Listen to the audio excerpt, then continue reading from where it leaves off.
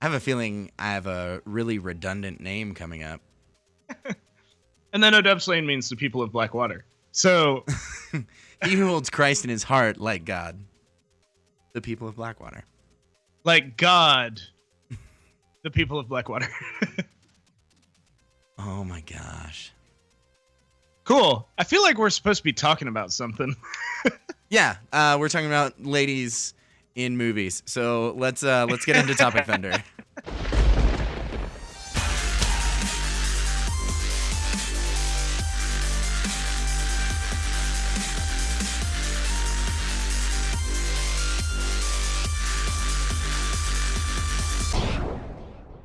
Anyways, so we're going to be talking about female characters, strong female characters, pretty much all stemming from a rant, I guess, that James Cameron... Yeah. A pity party that James Cameron threw for himself in response to Wonder Woman, which is not his movie, doing well, despite him thinking that he pretty much invented the strong female character. Yeah, no, he speaks really in a entitled way about the strong female lead. Only I know.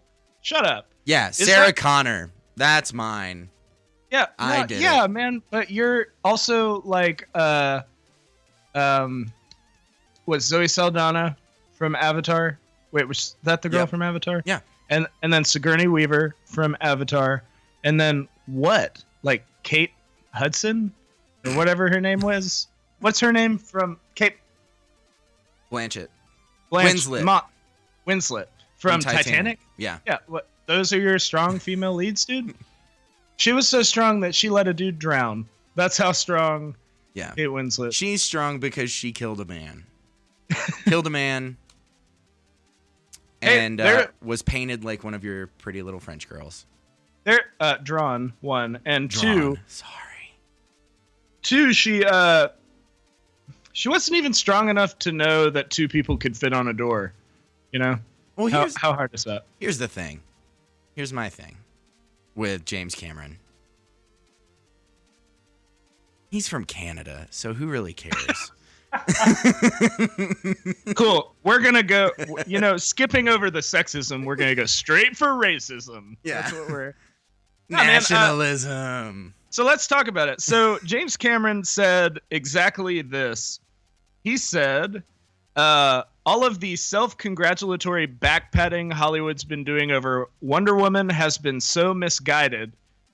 She's an objectified icon, and it's just male Hollywood doing the same old thing.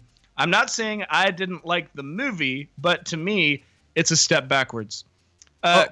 Let's not forget for a second. Let's not forget Dark Angel, where the strong female lead was Max, Jessica Alba. Jessica Alba's Max. Hey, she was. They really flaunted how, like, I remember for Dark Angel in the trailers how they would be like, tune in this week because Max is gonna be in a bikini, and that seems okay. So let's do that. Yeah. In a world where Jessica Alba is in a bikini, James Cameron is probably sexist. All right, so so let's take this quote kind of let's break it down a little bit. The thing that jumps out to me is that he goes so far as to insult the kind of method behind the movie. And then he says, I'm not saying I didn't like the movie. Like he was trying to win points back before he ended his. But what exactly is self-congratulatory and backpatting about Hollywood's take of Wonder Woman? Like Wonder Woman nobody thought Wonder Woman was going to be a breakout movie. They put a lot of funding behind it, but let's be honest, DC movies haven't had a great tenure in box office. Wonder Woman. Saving my own opinion of Wonder Woman, did really well. You know, I mean, it's amazing what you can do when you basically steal the plot from Captain America: The First Avenger and use it for another character. But what? Yes, go. But no, the movie was really heartfelt and it was really smartly made. Gal Gadot did an excellent job portraying her character, despite whatever. Have you seen all the weird, like, rightist kind of propaganda about Gal Gadot? No. Have you ever? Okay, so she's from Israel, right? Yes. Palestine. So she's Palestinian. Or Israeli. She's Israeli. Okay, and she had to fight with the Israeli forces because it is illegal to not do so in Israel. Right. Illegal to not do so. And people were because the Israeli army has said some things that are easy to disalign yourself from. People are like, yeah, she supports genocide. It's like, whoa, that was a leap. Yeah, how do you? There's no way you could even know that. There's no way you could know that Hey, Gal Gadot, do you support genocide? No, I don't think so. Anyway, we're skirting the point. So James Cameron. Well, really quick, I'm gonna throw some numbers out. So okay, everybody was so impressed with Wonder Woman because it was good. It was a good depiction of a strong female character. It did over 100 million in its opening weekend. This is great. Over 100 million in its opening weekend. Worldwide got up to just shy of $1 billion at like 800 million and some change. Yeah, that's it's awesome. 23rd ranked all-time domestic in box office, and it's the top 3. It's the 3rd highest grossing box office release this year. And it's a female-led film, which is, and we're more than halfway done with the year. Yeah. So it's not like that's a small stat. Right. But that is statistically why people were so blown away by it. Is because it was wildly successful. And with Warner Brothers history up until that point, honestly, I don't think that hurt, because Warner Brothers was not doing a great job, and they released Wonder Woman, and it was leaps and bounds above every other movie they've released for the DCEU. It was crazy good, and I'm my thing when I said I'll reserve my opinions. The thing that I think sort of happened with Wonder Woman, I think it's a great movie. I think it's terrific. I think all the actors did a great job. I think Chris Pine was really great. Kind of third place to Robin Wright, who I thought was excellent. Yeah. As long as she kind of, lasted. While she was there. Yeah, while she was on screen. She was great. And then Gal Gadot, totally steals the show. But, I mean, they do with the Arthur Weasley kind of cameo, or, however you want to deal with that. The Arthur Weasley, who plays the villain, Arthur Weasley is not his real name. That's just who he plays in the Harry Potter movies. He did a great job in villainhood, and he was really terrifying. But he wasn't the best actor in the movie. Gal Gadot was the best actor in that movie. Actor in that movie. So it's also the number 1 superhero origin movie based on box office. That's awesome. Sorry, I'm just wandering around Box Office Mojo right now. I'm gonna close that because I will be distracted forever. But the thing I like about how Gal Gadot played that character wasn't that she was, because this is what happens in cinema, lady-fronted cinema a lot of times. So you have writing that leads the woman to kind of become this you remember Mystery Men, the blame thrower?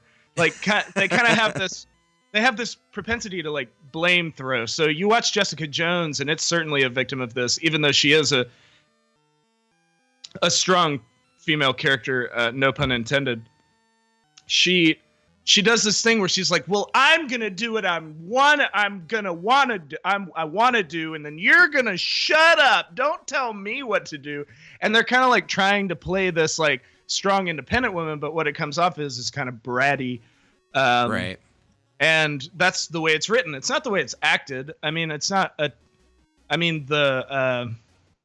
plot and the way that Jessica Jones went was so righteous. It was so good. And then to have kind of these lines of dialogue where people are like, well, I'm going to do what I want. It's like you're playing into this idea that women can't be talked to.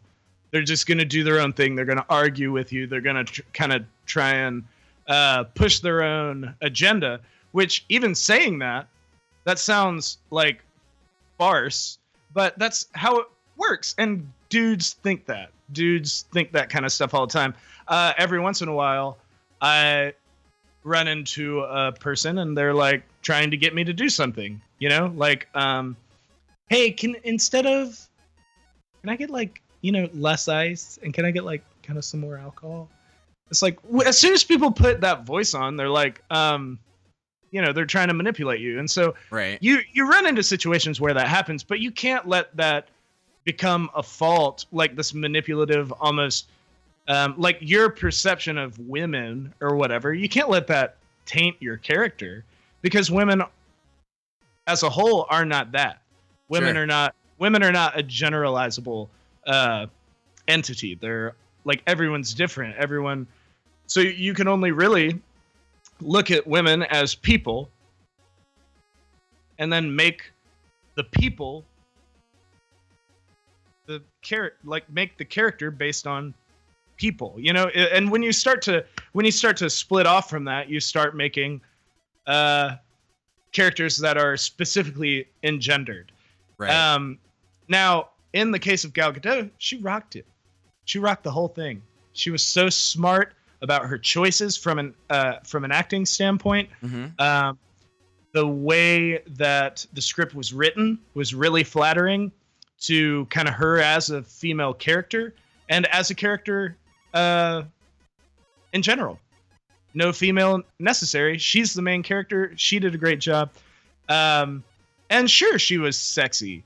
But, I mean, if you're watching a movie and you don't notice that somebody's good looking, like, what kind of person are you? Like, I never felt, I did, but it's not the movie's fault. I've always thought that Wonder Woman's outfit was kind of a strange outfit for a warrior.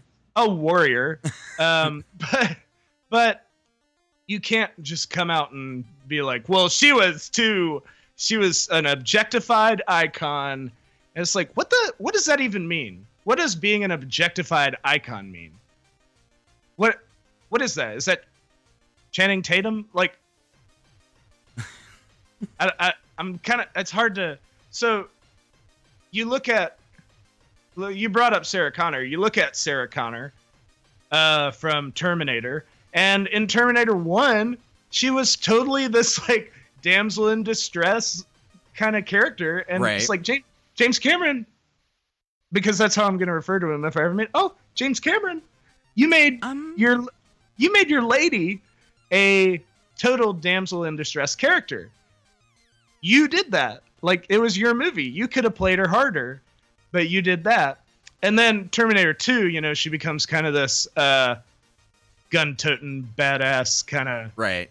You know, she's rad in Terminator 2. Yeah, and it's, I don't want to say seemingly out of nowhere, because I've seen the movie, so I know how that happens.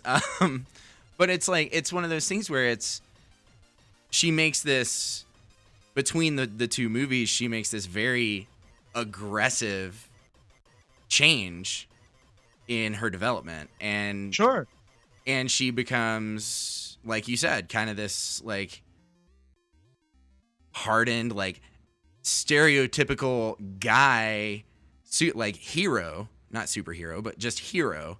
Quote, but she's quote guy, end quote. Yeah. Quote guy, end quote, hero. But she's a woman, so therefore she's like the epitome of a perfect role model, basically, is what that would be like James Cameron's argument. No, for sure. I follow.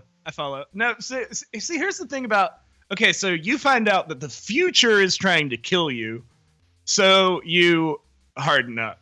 Like, it makes a lot of sense that would happen, but like, if the future's trying to kill you, like, it seems like you would have more of a I guess what I'm trying to say is, when you meet Sarah Connor in the movie, you're not like, the future's gonna probably want to kill her, right? You know, it's, which we're not gonna get into my exact feelings on Terminator, but Terminator 2 is a superior movie for me. Oh, for sure. And it's that way for a lot of people. Terminator 1's great, whatever. Well, it's the start of a mythos, like. Yeah, no, exactly. It's its own origin story, Terminator. Right. So, Terminator 2 is the better of the movies. Terminator, all the other ones are really big in China, and that's cool. But and amongst people that watch that are probably watching the McGregor fight right now. McGregor Mayweather fight. Oh yeah, because it's not actually Monday for us. It's right. Saturday. That's true. Yeah. They like every other Terminator movie and UFC / boxing. They like those movies. They really love The Expendables. Yep. 3. The Expendables 1 was probably a little highbrow for most of the. Yeah. We are currently marginalizing any crowd that we have that enjoys watching boxing, or is it UFC? It's both. Boxing, right? Well, McGregor's a UFC fighter. Mayweather is a boxer, which is why the fight is so important. But is it a UFC fight or a boxing match? It's a boxing match. Well, then that's going to be boring. That's what people don't understand about boxing. Boxing's boring. Why did UFC happen? Because people stopped liking boxing. Yeah, boxing is more boring than the 9th inning of a tied at 0 baseball game. It's so boring to me. You get to watch, like, and why are people so infatuated with like watching other people hit each other? I think that's so weird. Once again, getting back to our point, we're all over the place right now. We're gonna do it the whole time. This is fun. This is what I always want our time to be. But getting back to our point, for James Cameron to come out and say these things about Wonder Woman, it seems like he has kind of an uneducated idea of who Wonder Woman is as a comic book character, 1, 2, as an icon, because you have to think like Wonder Woman was around in the 70s, and it was Dina 40s? Carter. Oh, I was like, right? She made her debut in 41. Well, no. I mean, in film and television. Yeah, Linda Carter. Linda Carter. Dina Carter is a friend of mine. I'm an idiot. I didn't say I wasn't. So Linda Carter in the 70s, and she was, she's not a Farrah Fawcett type. She's not a lasting sex icon. Right. But she was beautiful in her own right. And that's not a qualifier. She was beautiful. She just wasn't beautiful the way that Farrah Fawcett is beautiful, which is like, bangs and submission, and like that's something that classically people look at and they're like, oh, that makes her attractive. But Linda Carter wasn't that way. She was strong, and she was independent, and she was very feminine, but still very strong and important. And I don't know how you can watch those old Wonder Woman, that syndication of Wonder Woman, mm-hmm. and feel like you can have an opinion of Wonder Woman that's like people are, or she is a, whatever he said, something icon. He's a objectified icon. Because she's not objectified. I mean, certainly Linda Carter was objectified, but Wonder Woman, people understand, I think, that she is an icon first. Like you were saying, Wonder Woman's been around since the 40s. Right. She's a very important comic book character. She not only is an important comic book character, but she was such an empowering moment for women in comics because Detective Comics had this harebrained scheme that maybe a strong female lead would be important to the trajectory of the archetypes of comics. Like, you can't just have the sad millionaire. You can't just have sad millionaire. Sad millionaire is my rap name. You can't just have the guy who bounds tall buildings, because when you come out, people the superpowered alien, right? Yeah, well, he wasn't always an alien. They like to pretend he was, but he wasn't always an alien. But there was and then, okay, well, we have two men. We certainly need a woman, because they're strong too. They're important too. Women are also important. You go through this whole tenure of comic book characters, and you start to have, and it is more recent that we have black superheroes since the 40s, but right. when all that stuff started happening, like sex and race and kind of any sort of socially disqualifying aspect about yourself, nerd, gay, I'm real big into Linux, like all those things became less important because we were all unifying around kind of a common cause, which were, these are our heroes, and these are the people that we trust. I hate bringing this up, but when I was a kid, comics were my friends. Like, those were my buddies. Like, getting to see Nightcrawler, getting to see Colossus, getting to see Beast and Cyclops and Iceman. Like, X-Men specifically, from the example.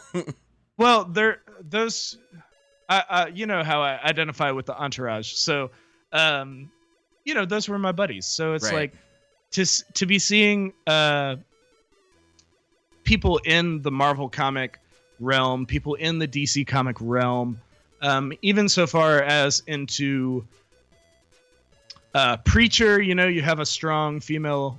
One of the leads is a strong female. You're kind of crazy, but still like very.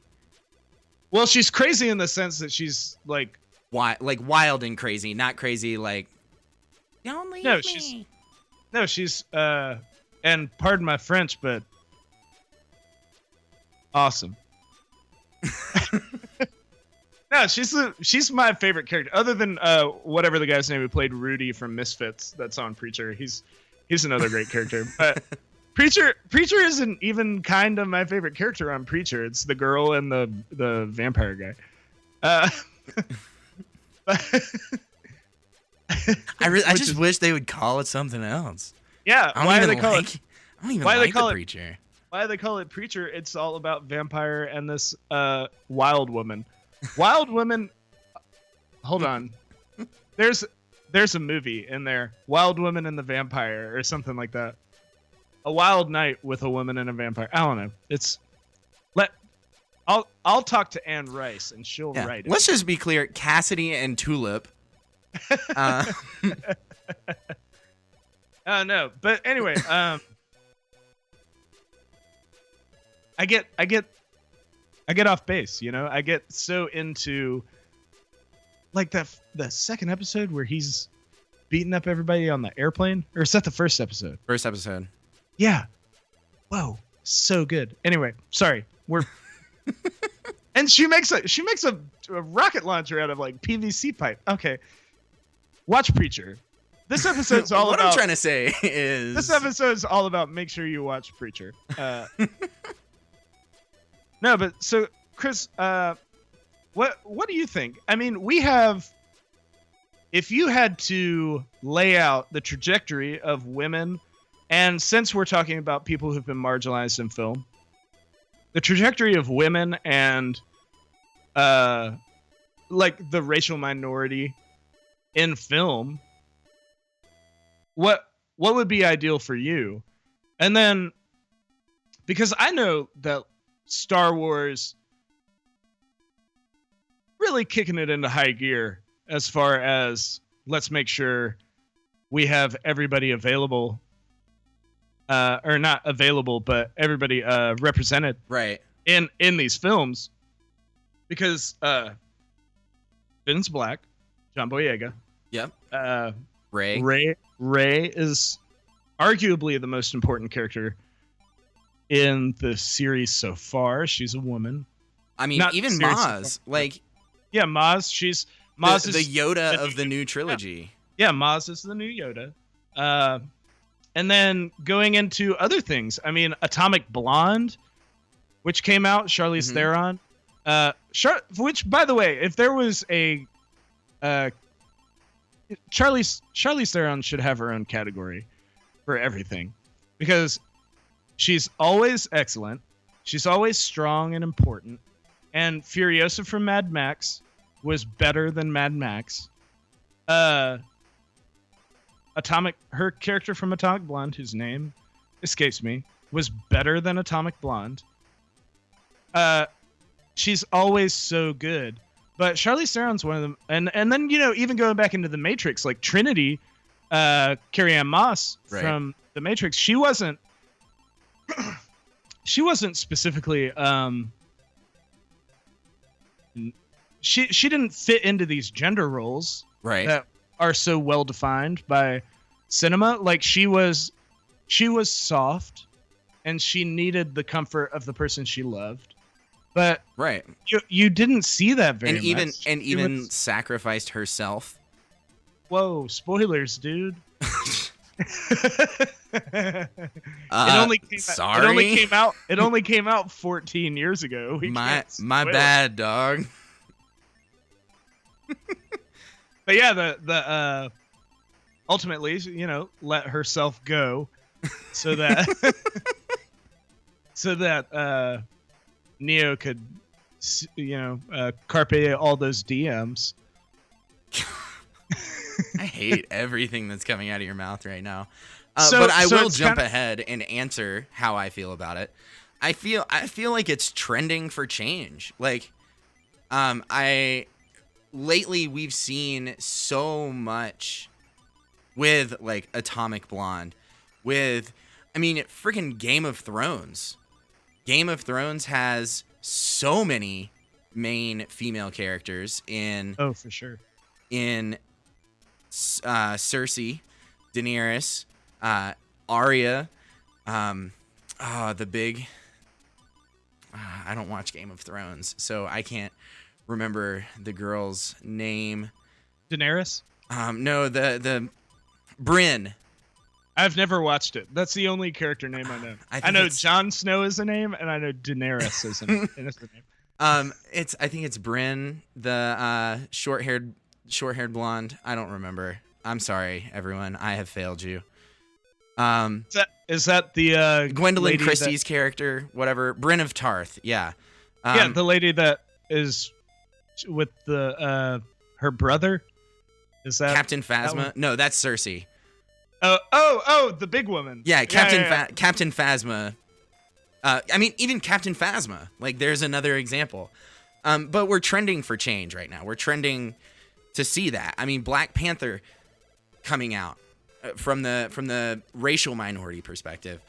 We're getting an entire superhero movie that is about African culture. It's make-believe African culture.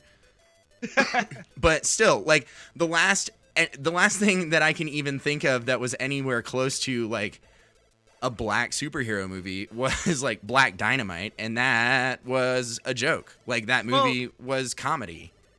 Yeah, but Black Dynamite in its own right, like I mean, this is a tangent and I have to interject, but you said Black Dynamite, and here I come.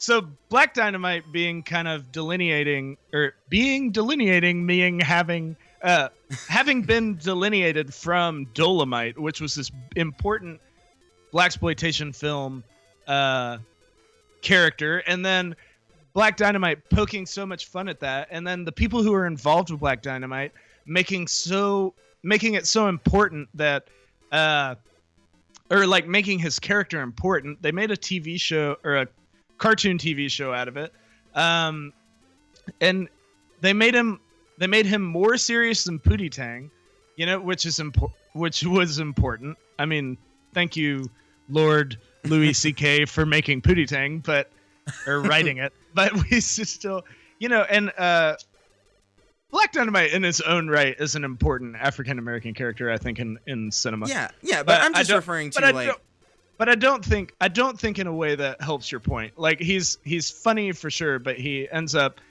I think Black Dynamite is more important than Samuel L. Jackson's Shaft.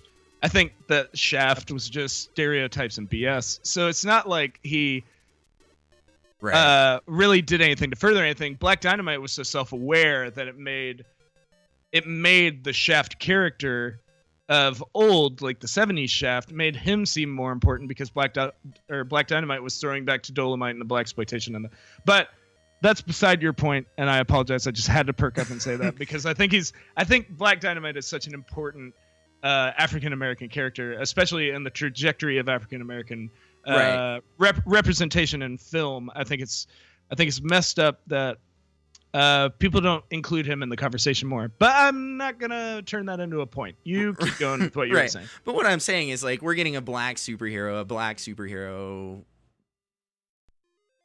like mythos that isn't a comedy. On top of that, Idris Elba taking on arguably one of the most iconic Stephen King characters in The Dark Tower. Poor guy. Denzel Washington being the leader of the Magnificent Seven, despite how you may or may not have felt about that movie, that's a huge step. Like, that's a huge step. I think that there's a lot, and sure, I'll give a lot of credit to armchair activism and keyboard warriors for getting upset when whitewashing occurs, when stuff happens that shouldn't happen, that it not directly, but it has influenced casting decisions. I mean, I agree. When you get mad that Finn Jones is cast as Danny Rand, like, oh, well, it's already happened. They're not going to change their minds. But next time they come into that decision, they might think differently because of the consequences that came, or the reaction, not consequences, the reaction that came with this. And I feel like we're seeing a lot of that with, we're kind of seeing what happens post armchair activism now. Yeah. We're seeing those casting decisions, those movie, like even those screenplay decisions come to life now from past decisions that have been made, or even just I don't want to say, I don't know the word that I want, like the words I want to use, but equality. Like, yeah, no, that's like equality in is a cinema. good enough word. Yeah. Equality is a good enough word for me. And here's the thing too. Like, so we have, and I'm gonna use some kind of maybe not totally PC terms here, but you have black people, you have women, white women specifically, because black women are largely unrepresented still, which is frustrating. Unless you want to watch some crappy party movie, whatever that movie was called. But yeah, with the exception of like Viola Davis and Zoe Saldana. Yeah, and those are, that's great, and I love that they're around. But there are so many important characters to me that are black women. You know, I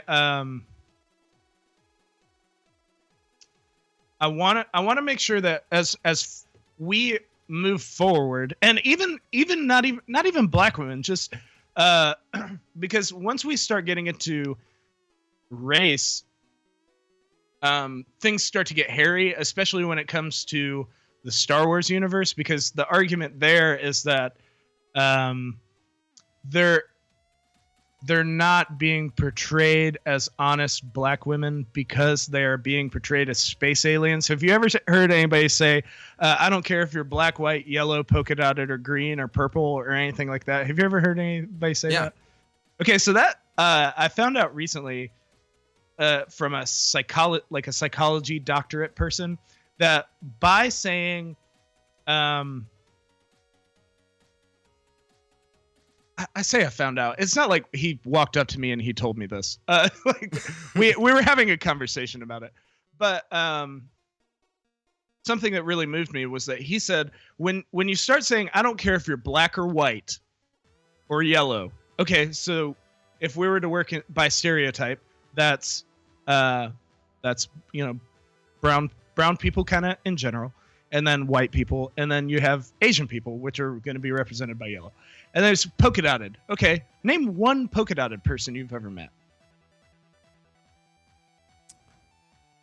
Unless they're suffering from vitiligo, which is, but which is a terrible thing to call them. If you call them polka dotted, like you deserve to get hit. And then it's like, or purple. It's like, what a purple person, a green person. Those people don't exist. So what you're doing is you're delineating the importance of racial equality by including fictional races. So you're saying like just as important as from your own perspective, if you're white and you say like black people are just as important as polka dotted people. That's what that statement's kind of saying, like at its philosophical core, is that people who need to be equal are just as important as these fictional people that I just made up. And so when you start to get into the Star Wars universe and you start to get into kind of the stranger part of the Marvel universe, where it starts to include the galaxy and the universe, these people lose their ethnicity. They lose their womanhood because, and I'm weird like this, but anytime I see a Star Wars movie, or anytime I see a movie like Guardians of the Galaxy that includes people from other races, like Han Solo is not from Earth. He's Carillion. So what, and this is going to sound so crude, but where are a Carillion's genitals?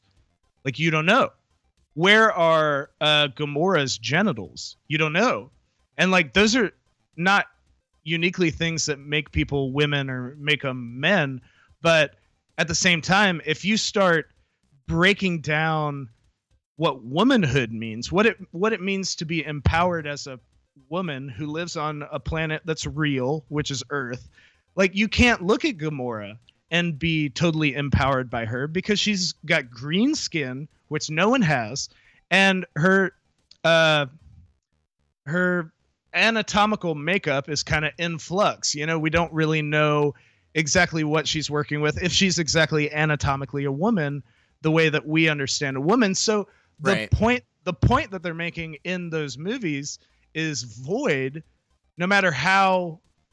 I mean, we are surely like led to believe that that's important, like it's regular, but you know, it still needs to echo in a way that is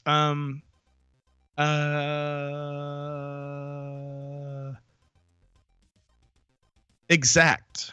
I think if you're going to make a movie where you have strong female characters, that they need to echo in a way that is strong and feminine, in a way that can be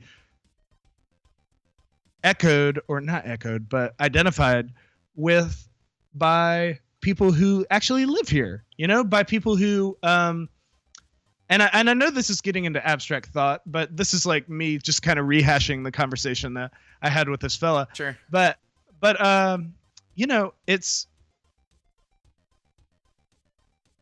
one of those things where we keep saying, oh, but you have, like, as men or as white people in cinema or whatever, we talk to black people. We talk to people. The Miles Morales, which is half Spanish. We talk to our Mexican brothers and sisters. We talk to our black brothers and sisters, and we're like, hey, but you're represented.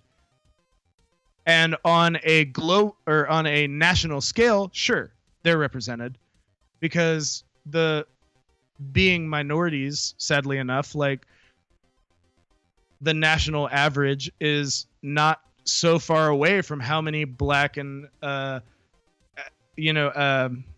ethnically diverse characters and actors that we have in Hollywood. Like, it's kind of the same spread. Which there's a pro what would you call him, racial rights activist who Sure. posts these little things, and his big thing was like, yeah, we have the continuity correct, the percentages are right, but we're still being portrayed as people who are, because he's a brown fella, and it was like, we're still being portrayed as people who love fried chicken and watermelon, which if you don't like fried chicken and watermelon, I don't want to talk to you, kind of. But if that's like your big point for having a brown person in your movie, is that, oh, this is our brown person in the movie, he loves chicken and watermelon, and we're going to make 5 jokes about it, and then he's going to go away, just so we can have kind of this blackface version of what a brown person is. Right. But so if that's the case, that certainly has to be the case for women. Women are 50%, it's like, it's pretty much men or women. Not to disclude our Q community, we understand that you're a percentage. Your percentage is still small, and you're growing, and we're here to support you.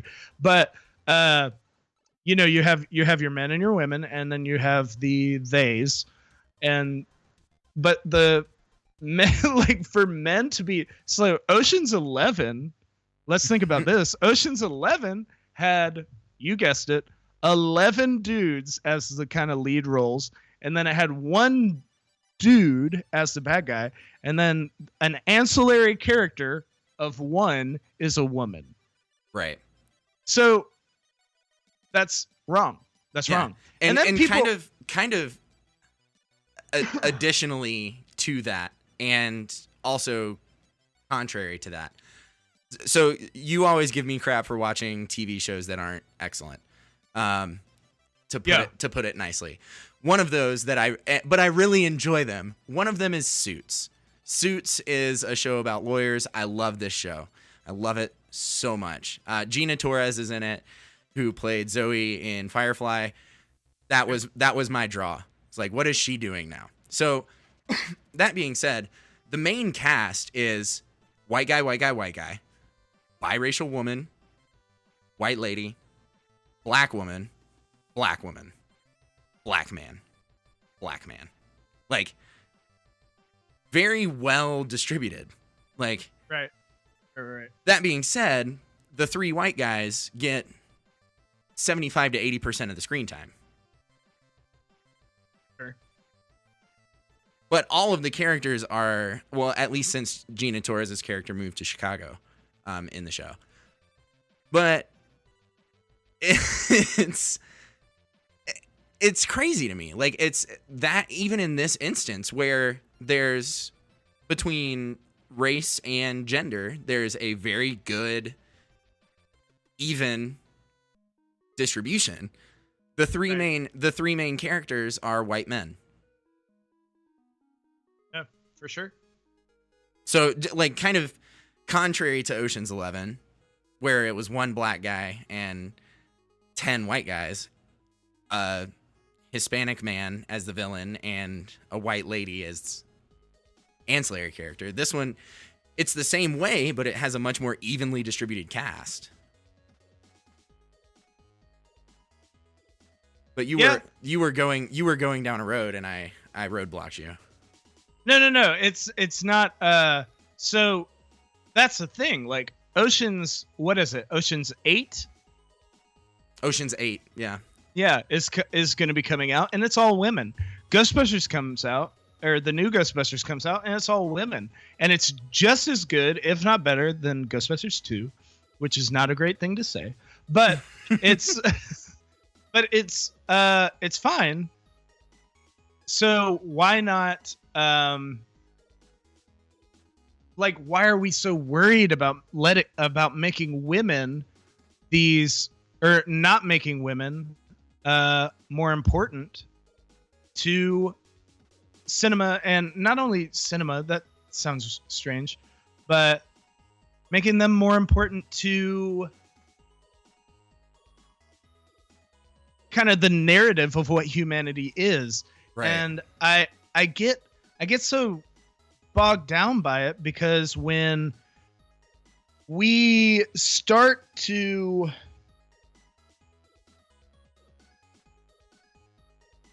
You'll get there.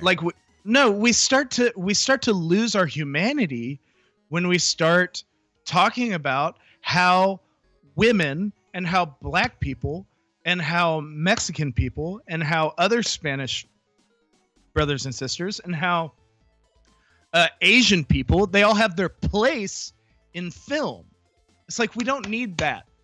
We need people who, and it's starting to happen now. I read an article where and I forgot what it's called, but it's not organic casting, but it's like, I don't remember, but it's casting in a way that is pretty much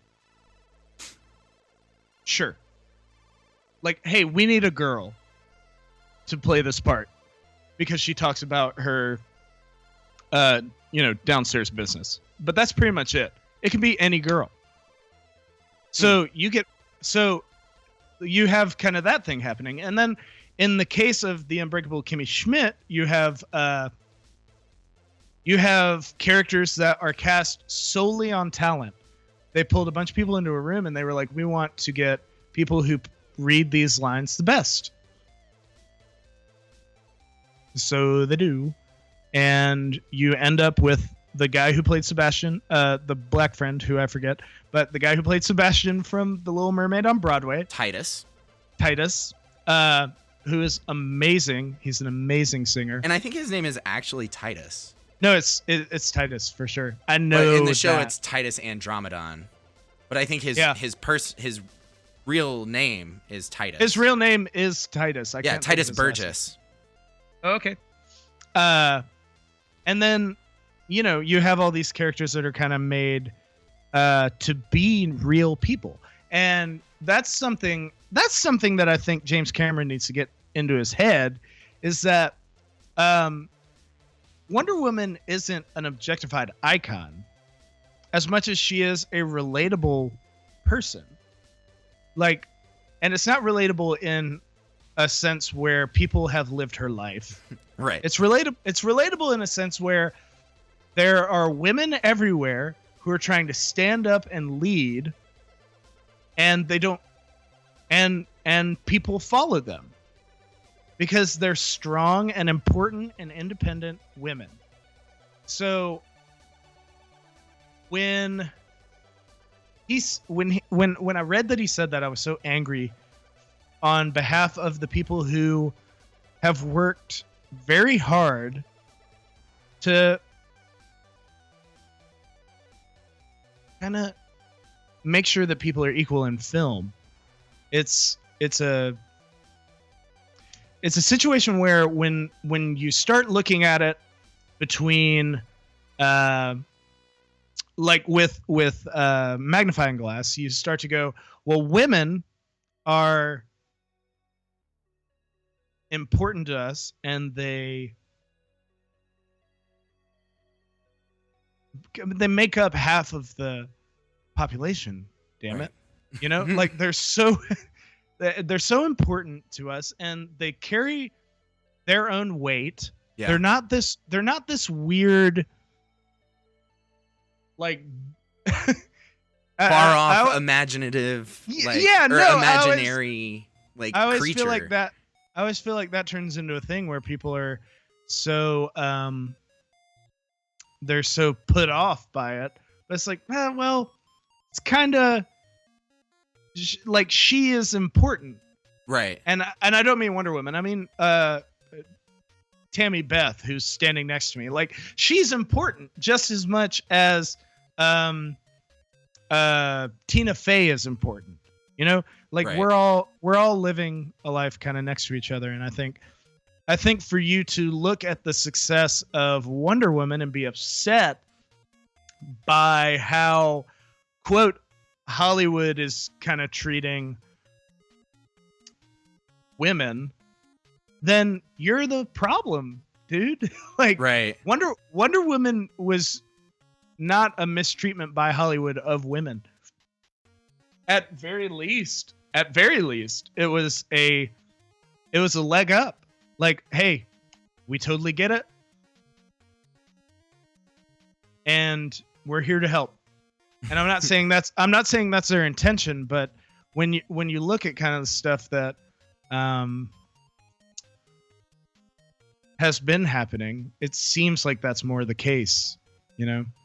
And it just makes me sad that somebody like James Cameron would say something like that. Like, obviously we have a ton of opinions on this issue, and we could talk about it for hours and hours and hours and hours, and keep coming back to the same point, is that James Cameron was off his gourd. He was out of his gourd when he made this comment. He didn't know what he was saying. He took it personally. And that's ignorant. I mean, that's what it all boils down to. So. That's I what think it all it's boils ignorance down to. for sure. But what are you going to really say to him? I mean, it is what it is. He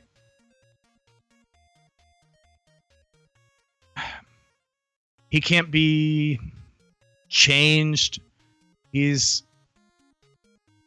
just kind of fine being that way. And he's always going to side for his own beliefs. His own beliefs and his own purposes. Like, yeah, but I don't think that this woman should be as whatever because I'm putting out this movie in October, and I think she's going to be a way better. You know, he's like Trump in the media, kind of. He's like, oh, nobody does women protagonists like me. I'm the best at women protagonists. This is what I do. It's like, James Cameron, you're not, like, nobody remembers your women. You know, you were always, everybody remembers Leonardo DiCaprio. Everybody remembers Arnold Schwarzenegger. Everybody remembers whatever. You know, you, after you get done with a movie talking about how other movies aren't as good. Yeah, Blue Guy, Sam Worthington. Yeah, Sam Worthington. He has a complicated name. I could see his face. Yeah. But, you know, it's frustrating. What are your thoughts? I think the only one that stands out is Ripley from James Cameron's repertoire. Yeah, but even then, it's like kind of just half James Cameron's. Right. Like, but I think at least I think just kind of going back and resolving, I guess. We're trending for change. There are a lot of, in my own personal opinion, there are a lot of things that come together to make statements like what James Cameron made. His own personal pride. The fact that he is a white man. The fact that he was born in a pre-civil rights era. I think there's, I mean, even being Canadian, I think that there are certain things that Patty Jenkins in the example of Wonder Woman. Patty Jenkins is born in 71. Yeah. 70, 71, something like that. So she's a younger, more hip director. Like, she doesn't see herself or women in general as love interests or as ancillary characters. She wrote the pilot for The Killing, or she directed the pilot for The Killing. Impressive crime show that had a female lead. She did Wonder Woman. She did Monster, with Charlize Theron and Christina Ricci. So I think it's, as these movies come out and as we as a society begin to progress, really embrace change, as the entitled, air quotes, really sarcastic air quotes, entitled generation. Right. I think we're only going to see more and more of this. Like, of strong female characters, of racial characters of color, strong characters of color. I think it's going to be consistently growing until equality is met. No, and I agree. And I think if you're sleeping on it, it's gonna hit you in the face. Yeah, you're gonna be real dumb. Yeah, but either way, in conclusion, James Cameron is ignorant, and that's what we wanted to talk about today. Yeah, that's really it. It was how ignorant is James Cameron, and then we talked about it for an hour and 20 minutes. And so, the final point, James, just to hit the nail the rest of the way in, James Cameron is so ignorant, he thinks we want to see 4 more Avatar movies. So we trolled you guys. That was the whole point. That was the whole point. How ignorant is James Cameron? Yeah. He thinks we want 5 total Avatar movies over the next 7 years. 8 years. Anyways. Well, hey, tell us what you think. Comment, review, do all that stuff. Let us know. Like, we want to start an open dialogue about this. Find us on our Facebook page. Find us on Twitter. We really want to converse with you guys, and we want to make sure that, or not make sure, but we want to make this conversation grow. And if there's something that we can do kind of in our grassroots own way by starting this conversation on a podcast, and then it blossoms into this big Hollywood fiasco or something like that, you know, we want to be a part of that charge. We want to be people that people can look back to and talk about. But we really want to hear what you guys think, because you're our friends. You're the fellow nerds. You're the people who have D20 tattoos. You're the people who have, Serenity necklaces and things. So we want to make sure that we're all on the same page, because we're going to be going at this fight for a long time, and we're going to be shoulder to shoulder with each other. So let's talk about it. What's your jam?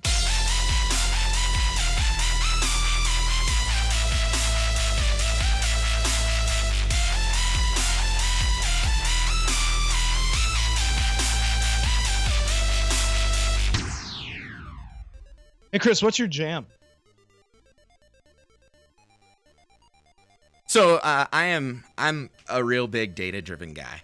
I was never super great at data-driven like schooling, like math, stats, but I wasn't good at those. But I love data. And we're doing a fantasy football league that we talked about on Thursday, and I've been listening to Roto Underworld podcast, which is hosted by the guys at playerprofiler.com. And my jam is playerprofiler.com.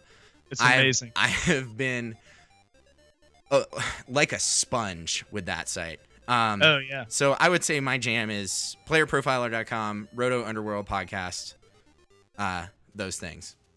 Well, that's not fair, because I was going to say that my jam was Roto Underworld, because he's so snarky about Sean. it. The Podfather. He's so snarky about it, and he's so smart. But that being said, we are about to start our own fantasy league, so you'll see that Between the Cons Fantasy League. You'll get You will see updates every week as to who's beaten who and who's, Who has totally no idea what they're doing. looking at you, MF Dane. Yep. But he's inherently good at football, right? Oh, anyway, so we're gonna be making posts about it, and we want you guys to get in on the action. We're gonna be putting up polls and things that say like, who do you think's gonna win? And we'd like to see what you guys think. So find us on Facebook, find us on Satchel, find us on Amazon, find us on iTunes Store, and make sure you rate the podcast. Make sure you do all that. If you wanna support the podcast, make sure you go to Patreon. The Codfest. If you want to support the podcast, make sure you go to Patreon, because we're on there. Anywhere you listen to podcasts, we're basically lurking around the brick corner in the alleyway, waiting for you to come hang out with us. Weird. Yep. And then check out our website, betweenthecons.com. Stream our episodes online. Link out to all of our social media sites. And then subscribe. Betweenthecons.com/subscribe. Hit it up. Every Monday and Thursday, we've got new content for you, and you do not want to miss out. But we'll be back on Thursday. With a brand new Pineapple episode. So tune in, turn up, and we will talk to you on Thursday. Bye.